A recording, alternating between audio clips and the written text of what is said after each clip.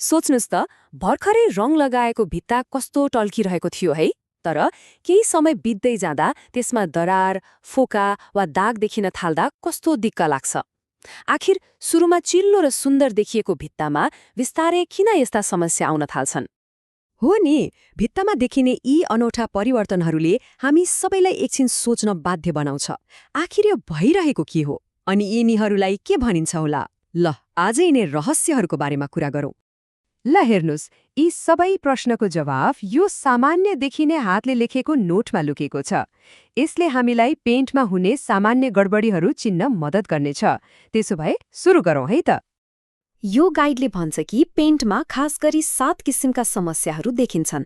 ल, अब एक एक गरेर यी 7वटै समस्यालाई बुझौँ न त। ल, सबैभन्दा पहिलो श्रेणीमा जाउँ।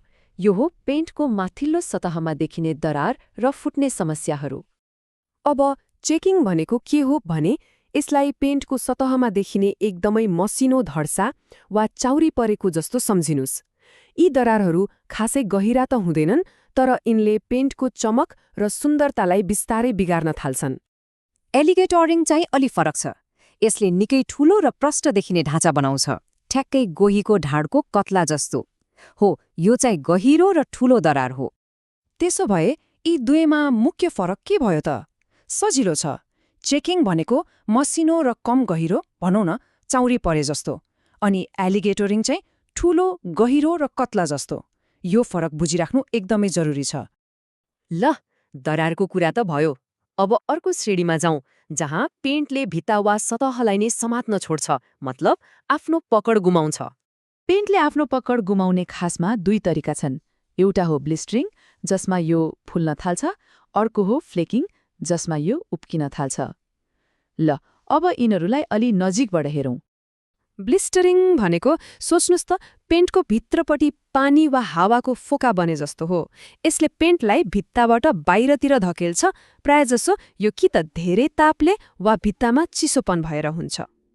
अब ब्लिस्टरिङ भइसकेपछि अर्को चरण बनेको फ्लेकिङ हो। यो अवस्थामा त पेन्टले पुरै हार मान्छ र पाप्रा पाप्रा भएर उप्किन थाल्छ। यो कमजोर पकडको अन्तिम नतिजा हो, भनौँ न। ल, अब हामी पुग्यौं हाम्रो अन्तिम खण्डमा। यहाँ हामी ती समस्याहरूको बारेमा कुरा गर्नेछौँ जहाँ पेन्ट आफै बिग्रिन थाल्छ, मतलब यसको रङ उड्छ र यसको बनावट नै बदलिन थाल्छ। पेन्टको फिनिशिङ बिग्रेको छ भन्ने कुरा 3वटा मुख्य सङ्केतले देखाउँछ। पहिलो हो चङ्किङ, मतलब धुलो बन्नु। दोस्रो हो फेडिङ, रङ उड्नु।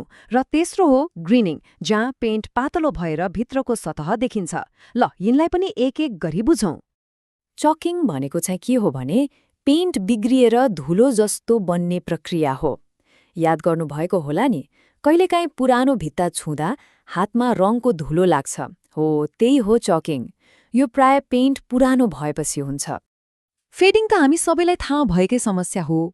कुनै बेलाको चम्किलो रङ समय बित्दै जाँदा फिक्का र रङ्गहीन देखिन थाल्छ नि। हो, त्यही हो। खास गरी घामको प्रकाशले गर्दा यस्तो धेरै हुन्छ। ग्रिनिङ चाहिँ त्यति बेला हुन्छ जब पेन्ट यति पातलो भइसक्छ वा रङ उडेर यति फिक्का हुन्छ कि त्यसको मुनि रहेको सतह, जस्तै पुरानो रङ वा प्लास्टर, छर्लङ्गै देखिन थाल्छ। ल, त्यसो भए सरसर्ती हेर्दा हामीले के सिक्यौँ त? पेन्टका समस्याहरूलाई खासमा 3वटा मुख्य श्रेणीमा राख्न सकिने रहेछ। पहिलो, सतहमा दरार देखिनु। दोस्रो, पेन्टले आफ्नो पकड नै छोड्नु। र तेस्रो, पेन्टको रङ र बनावट नै बिग्रेर जानु।